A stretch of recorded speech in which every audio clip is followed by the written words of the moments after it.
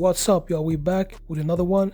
Let's check this clip out. Las Vegas seemed like the likely destinations, but in your guys' opinion, which city is the most deserving of an expansion team?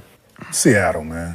Did you guys have fun playing in Seattle? Great city. My dad worked for the Science for a number of years. Best Loved the work people I out ever there. had. Seattle? I remember Seattle, yeah. Everything No, Seattle, man, they always support, comes man. back to the work. The fan base The up fan that base joint, is crazy. that they deserve another team. Yeah, They the fan they base- should have took them people team.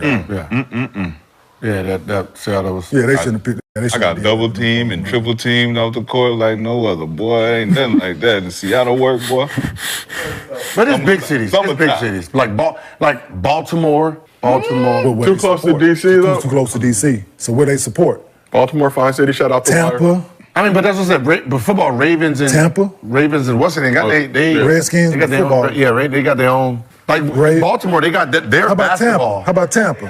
How about Tampa? Tampa, And football. football. Tampa got football, baseball, I just be hockey. like- They got hockey too. But Vegas is the ideal financially because it's considered a big Yeah. city just for you always got an influx of people out there. advertising and you're They talking support. about like them people go support. The biggest They tourist thrive for attraction sports in out there. America. It's our biggest tourist attraction Yes. outside You of see New what York. the Aces are doing out And there. people thrive for sports out there. The Raiders doing well. The Knights, the Las Vegas Knights. And they got doing no well. basketball visibility. Right? UNLV was the biggest thing. So Do you think The Oakland A's, I believe, will be there soon. do you think another Smart. like how about a team in like San Diego for basketball? I just don't know if San Diego is a big enough market to sustain. it's lost- You had Beautiful too city. many- Too many. Shout out SeaWorld. That's all- Yeah, it's California lost- But has- they can go back. One can go back to Oakland. anybody they don't support. Oakland. They said they're going bankrupt. Yeah, it's bad out there. Hey, when we used to leave the arena, that in and out, all that was around it, that's closed, dog. It's All bad. that is closed. The city's going bankrupt, bruh. They still in fire hydrants. Yo, it's bad out there, bruh. What you gonna get for a fire hydrant? Oh, it's What you gonna get for a fire hydrant? Hey, the chat likes Vegas. Yeah, of It's course. Seattle. Of course. It's a nice city. Reasonable deal. Vegas not what it used to be, though. no, they gonna support, man. Like they thrive for sports. Every sporting event out there, like people supporting sports. And there's out been there. no scandals. There's been no scandals in none of the other sports, so that's good. Is expansion the right move, or will diluting the product with more teams hurt the league? Diluting. Saying adding more teams, now you got more bottom feeders in theory. Cause just imagine when they expanded, how bad them expansion teams was when they first came in. How long it took them to be relevant. It actually wasn't as bad as because what happens is you take the top team. So basically Denver, Dallas, right? So Denver, Dallas, Boston. So they have two expansion teams. You can only protect, let's say they do it last time. They can only they did protect last 8 time. players, right? So that means all those guys that's sitting there, that's who goes to expansion team, which means now they have, so more free agents would be put in. It's better now than it was then. Players are better. But what happens is, in reality, it makes the top team stronger. So let's say Dallas, right? If Dallas gets to lose their Bottom four, right? Yeah. bottom 4, and then they get to go to free agency and add whoever they want. They restricted their money. Oh yeah, I mean, yeah. That. Where that is, yeah, they restricted. Okay.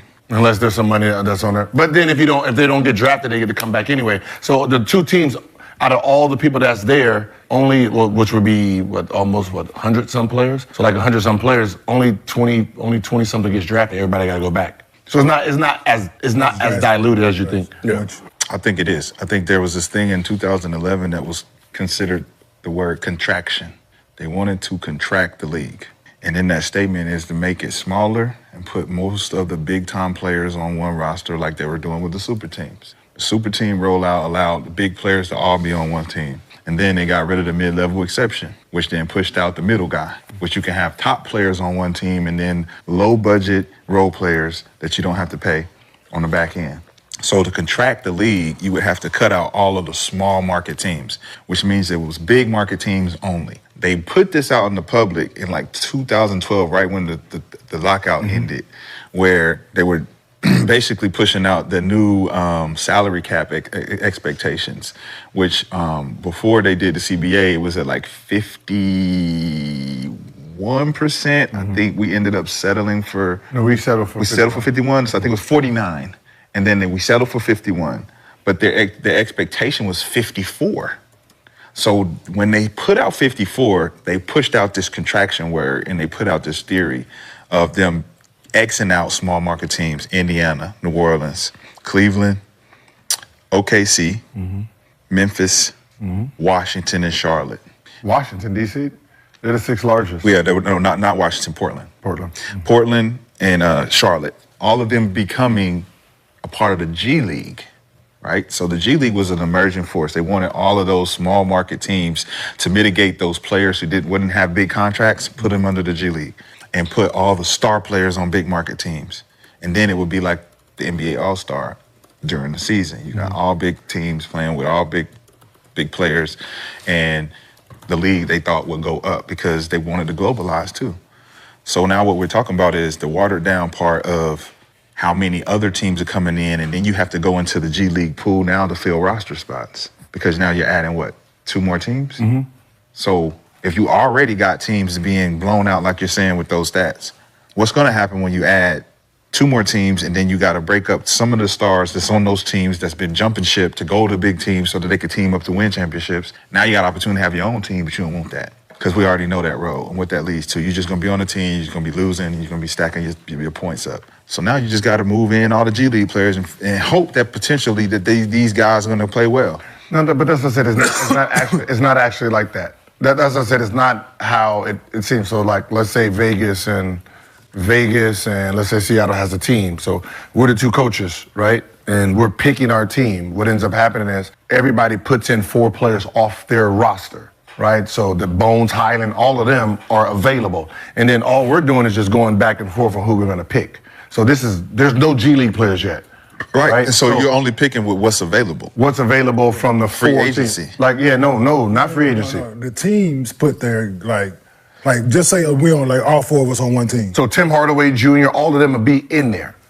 From the Vegas? For Vegas and Seattle. So Vegas and Seattle. So all teams are allowed to only protect 8 players. Yeah. 8 players. 8 roster players are protected. The other ones get to go in this pool. Yeah. Right, to be picked. So it's like the big 3. But it's just like what I was just saying with contraction. Like you take care of your bigger players with big contracts, and everybody else can move around. Yeah. So what we're gonna do is we're gonna pick from here, and then we still get free agents, right? And we still get drafted. Yeah, Vegas. You don't have no stars. Vegas, not necessarily. No, Vegas gonna be good. No. So necessarily, what you're saying is you're right. Unless somebody in free agency. Somebody going to Vegas. Listen, somebody's going to Vegas. No, but what you're saying is there's no we won't have a star player. Not the first year. Whoever we pick is going to take on everyone. Like somebody like Scott Skiles. That's how Scott Skiles got his together. Facts. So we're going to be picking on who we think can be it. So like, all right, Hardy. Okay, I think he can be one of my. Yeah. So who can hold us down for the year or 2? And then from there is like, let's say we got 15 spots. We'll be like, all right, I'm gonna take how many draft picks I got? Okay, I got 3. So I'm gonna take 8 players out of this pool, right? He say I might take 10, and then I can go for some free agents. And then my draft picks. Yeah. And then it's like that. So there's no real new talent or somebody just sitting there just coming on a team. These guys are all on the NBA. It's just these teams ain't got a star player. It's kind of like how the Bobcats, when the Bobcats came on the scene, they didn't have no stars. They ended up getting like Emeka, Gerald Wallace. Mm-hmm. Then they ended up drafting like Felton and Brevin Knight ended up playing on. They didn't have no stars yet. And then So whoever their draft pick is, if they can get a top, which they never give the top draft pick. I know people are talking about Las Vegas and Seattle.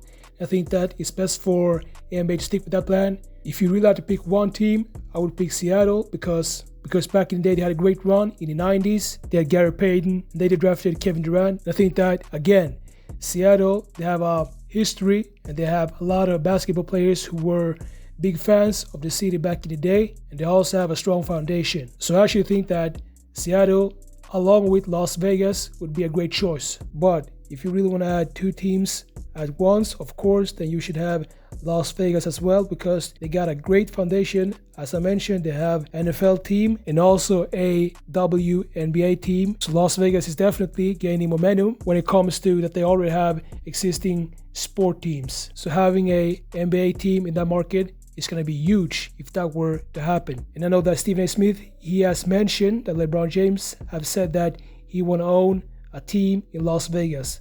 You best believe that that's going to happen because LeBron James, he pulls strings behind the scenes. And whatever he wants, that's going to happen for sure. And I know that Adam Silver, he's been talking about New Mexico and another Canadian team, but come on, man. Las Vegas. That would be really dope if that would happen. So let me know what y'all think about this. Make sure to like this video, subscribe, and I'll see you in the next video.